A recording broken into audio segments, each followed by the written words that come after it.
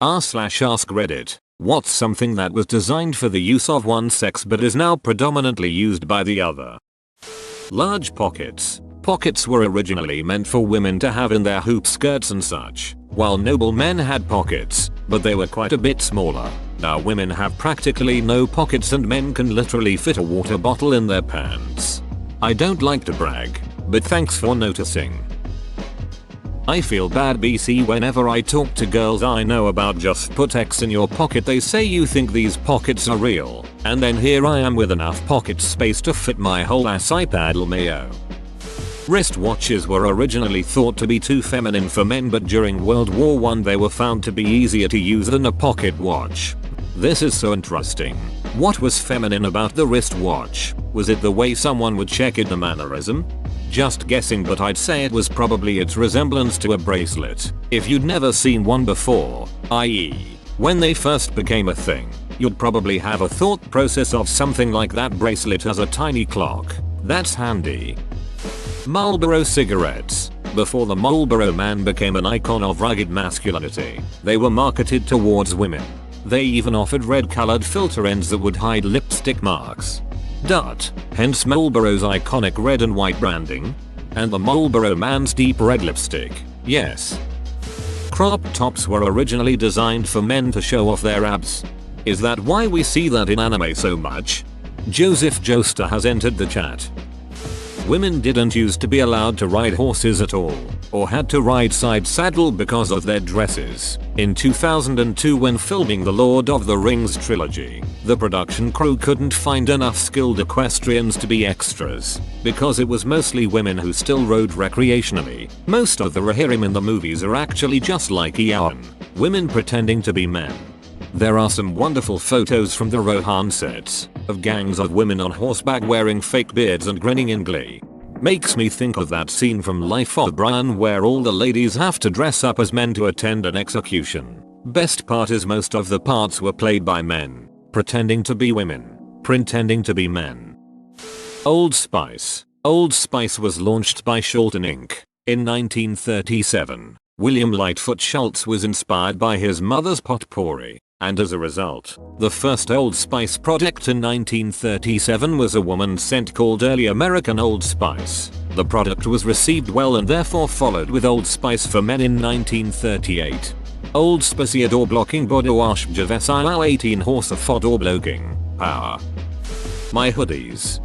What a brag. My wife is pregnant, so 90% of her clothes don't fit. I've lost half of my closet. I only hope I get all of it back after the baby is born.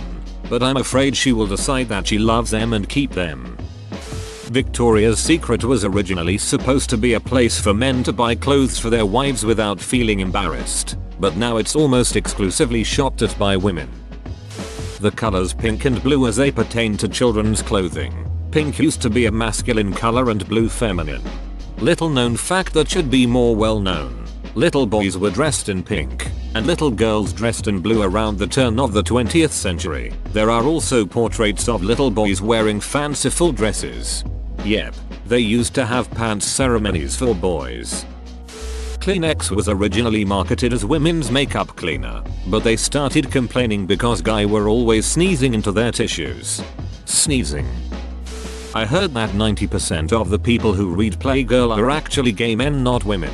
Which I think was the intended audience when it was launched back in the day. I used to work on refrigeration equipment and one of our clients was a chain of strip clubs run by old school Italian guys, which means they were associated with exactly who you think they're associated with. They spent a couple of $1 million adding a huge addition to their flagship club that would have male strippers, hoping to attract bachelorette parties, etc. The night it opened, it was patronized mostly by men, mostly gay men. They literally closed early that night and never reopened that side of the business. They turned it into just a general event space that could be rented out for parties and things. But hardly anybody wanted to have their 25th wedding anniversary dinner attached to a strip club. Yoga. It was invented by men for men, but for some reason it's mostly women who gravitate towards it. Watches were originally created for women, because they didn't have pockets for a pocket watch. Because they couldn't just let us have pockets. The computer. It was mainly designed for data entry and was considered women's work. I remember in elementary school in like 1990 being told typing is for secretaries, and boys don't become secretaries. Now get to work on your cursive writing practice because when you're an adult you'll need it. I'm a guy and I took typing my junior year in HS because I need an elective. I liked it so much I took it again the following year. This was 1980 to 1981 and the class mix was always about 50-50 guys and girls. No one ever said to me that typing was for women. It was a fun class. Knitting wasn't exactly designed for either sex, but it used to be done by the men of society, with knitting guild systems and structured apprenticeships. It wasn't until the Victorian era that it was taken up by women. I feel like this may be mixing personal knitting and professional knitting. Many professional industries are male dominated even when women are the primary makers domestically. Tampons were originally meant for soldiers to plug bullet wounds until around World War I when nurses realized they can be used for more than just plugging wounds. I think heels were used by butchers originally or something. Also used by noblemen to enhance the calf muscles. I thought it was to stay on a horse. Heels help keep your foot in the stirrup. Skirts, originally worn by both sexes but a lot of men. Since the invention of trousers men have stopped wearing them. I'm gonna start wearing skirts to work since I can't wear shorts when it's hot out. I'm a mechanic. You'll have more flexibility to move around without those constricting pants. Also give your co-workers a show. Make sure you put a tip jar next to you. Video game creators had to make a choice back in the day as to which gender toy section they were going to put their games in and chose boys. From then on video games were classified as a boys thing. In recent years video games did some work to be more open to females and now a lot of girls own consoles and pride themselves on being a gamer. Despite the primary demographic being guys. However, most gamers, i.e. people who play games and not people you'd picture a gamer as, console, gaming PC, plays games like Minecraft or The Witcher, are actually older women. What games are they playing? Candy Crush and other mobile games. Never touching a controller or considering themselves a gamer. Before the video game crash, video games were marketed entirely gender neutrally, and in Japan games continued to be marketed in more or less the same way the Atari was well into the 90s. The upstairs men's room at our office. Our company is literally 95% female. The upstairs men's room is a single seater with a lockable door. Despite there being 5 commodes available in the 2 ladies' rooms, female workers use the men's room for privacy. Petty revenge. I always leave the seat up. My job has gendered bathrooms in the back room. Problem is, they're single person only and it's mostly men in the back, and some of them will sit in the bathroom on their phone, so it's pretty common for the men to just use the women's. Only difference between the two is the men's is dirtier and doesn't have a sanitary napkin bin. I've read that a lot of men now are wearing subtle makeup. In fact, a couple of the major cosmetics companies are now offering lines designed for men specifically. The cosmetic industry has been trying to get men to wear makeup for decades. When your market is only 50% of the population, if they can eliminate the stigma, they can effectively double their market capacity.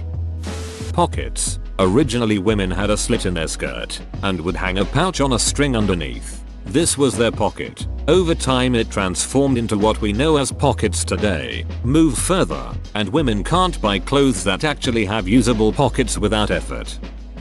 Higher education in the United States. Originally women were excluded from it, so it was literally designed for males. Today, female students outnumber males in most institutions of higher learning. If anybody sees this before scrolling, I'm warning you now, it's all just heels. IDK if this counts, but I use a women's razor and women's shaving cream to shave my dong and balls. Almost never nick myself, and it leads to an infinitely smoother shave with almost no razor burn. Whoa, you made it to the end? You're a ducking beast. I'll cut you a deal. Smash like and subscribe for more curated content, bruh. It's free and that's a great price.